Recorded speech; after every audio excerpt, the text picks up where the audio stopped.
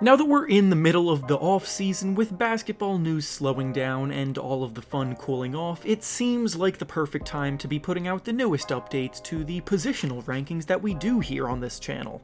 Here, I rank the top 10 players by position twice per year, once in the off-season when no basketball is being played, and once midway through the season, as I think it's important to always take into account new data and information for a topic like this. Every day this week I'll be going through the point guards, shooting guards, small forwards, power forwards, and centers, ranking the top 10 players at each spot, along with a few honorable mentions, and today we'll be starting things off with the point guards, which is probably the most stacked position in the league right now talent-wise. Before we start though, make sure to like the video and subscribe to the channel, as all support is very much appreciated. Now with that being said, let's begin. We'll start things off with the honorable mentions before getting into the top 10, and the players that fall into this category are Fred VanVleet, LaMelo Ball, and De'Aaron Fox. As I said in the intro of the video, the point guard position is easily the most stacked in the league, and it's proven by two players that made the All-Star team not even breaking into the top 10 of this list.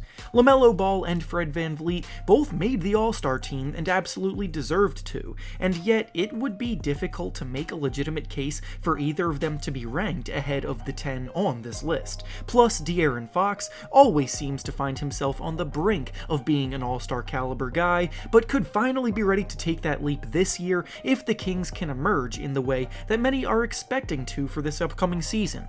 Now, starting things with number 10 on the list and working our way up to the number 1 spot, we have Dejounte Murray of the Atlanta Hawks. Murray spent last season with the San Antonio Spurs before getting traded to Atlanta this offseason, and he had a season that deservedly got him his first All-Star appearance. Murray's primary skill set early in his career was as a perimeter defender, having been named to the All-Defense team in his second year in the league.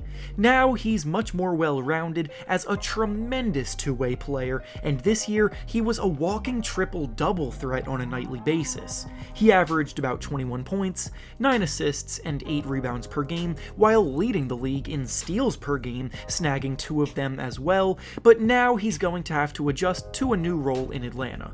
He may not be used as much as a point guard alongside Trae Young, but I assume that they'll maximize his playmaking ability to make Trae's life easier, and together they'll make a lethal backcourt duo. Next up at number 9, we have Darius Garland of the Cleveland Cavaliers. Garland is another player that made his first All-Star game this season, and he was one of the league's biggest breakout players. When the Cavaliers were healthy in the first half of the season, they were one of the 4 best teams in the Eastern Conference, and they were able to take that leap thanks in large part to Garland individually elevating his play across the board. Garland scores about 22 points per game while making 46% of his shots and 38% of his threes. He dishes out an impressive 8.5 assists per game, and his control with the ball combined with his natural feel for when to attack versus when to create makes him the perfect initiator for this team. The Cavaliers are building something special, and he's the one leading the way for them. Up next at number 8, we have Chris Paul of the Phoenix Suns. Paul is one of the more difficult players to rank at this point in time because his presence in Phoenix undoubtedly plays a massive role in the team becoming contenders, but his individual production isn't quite on par with others ranked ahead of him. Combine that with the fact that he's continually getting up there in age, he's not quite the defender that he once was, and he's coming off of a disappointing end to the Suns' playoff run last season, and putting him in the 8 spot felt right. He did lead the NBA in assists per game last season. His playmaking is at the heart of a lot of the success of the team that had the best record in the NBA last season, and that definitely matters for a list like this. There just so happens to be a ton of elite players at this position ahead of him. Speaking of which, coming in at number 7, we have Damian Lillard of the Portland Trail Blazers. Lillard is usually someone near the top of this list, but he's coming off of a weird year for his standards, which resulted in the temporary drop down to number 7.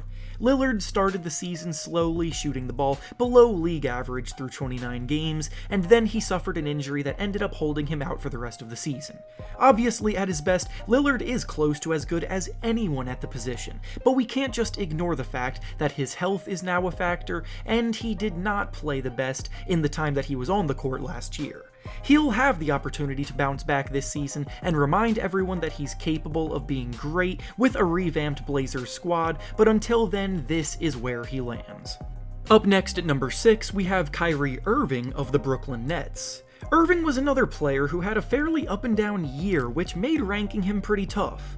Obviously, we all know he wasn't able to play in over half of the games last season, but it wasn't because of injury, and in the games that he did play, he was honestly really good, averaging about 27 points and 6 assists per game, while making 47% of his shots and 42% of his threes. He, however, did not impress in the postseason, as the Nets dropped out in incredibly disappointing fashion in the first round when they got swept by the Celtics, and Kyrie shot the ball pretty poorly in games 2 through 4. This is a big year for Irving coming up, because we all know he has the talent to be ranked higher, he just has to show it.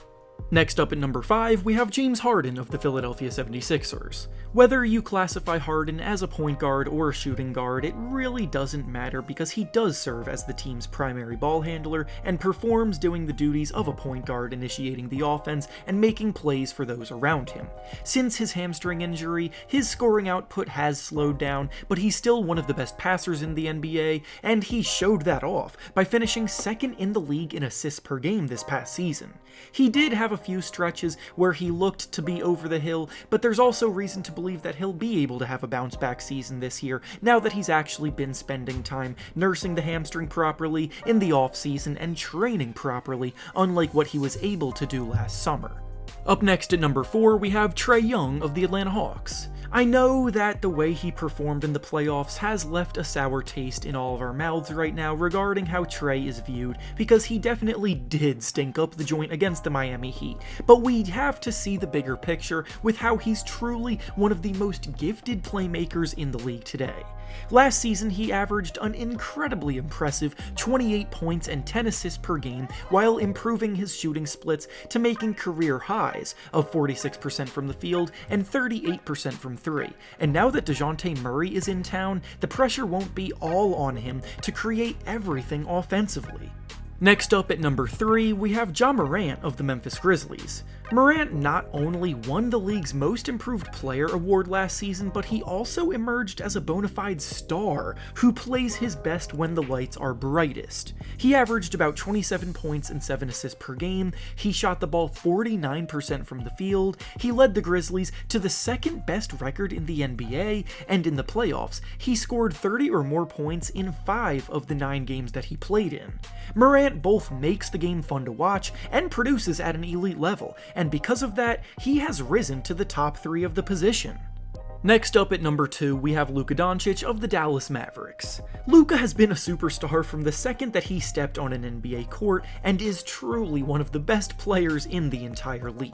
He's a one-man offensive juggernaut as a triple-double threat averaging 29 points, 9 rebounds, and 9 assists per contest, and for this year, he also helped get his Mavericks all the way to the conference finals. What he has accomplished in such a short amount of time in the league is truly astonishing, and it feels like he's just getting started. And finally, at number 1 on this list, we have the reigning Finals MVP Steph Curry of the Golden State Warriors. There should have been zero doubts about who was landing the number 1 spot on this list, because Curry reminded everyone what he was capable of in the playoffs this year. He finally snagged that elusive Finals MVP trophy, he added another ring to his collection, and he continues to be the best shooter that the sport has ever seen. And with that being said, that's all I have for you today. Make sure to like the video, subscribe to the channel, and comment down below how you would rank the point guards right now. Thanks for watching, and I'll see you all next time.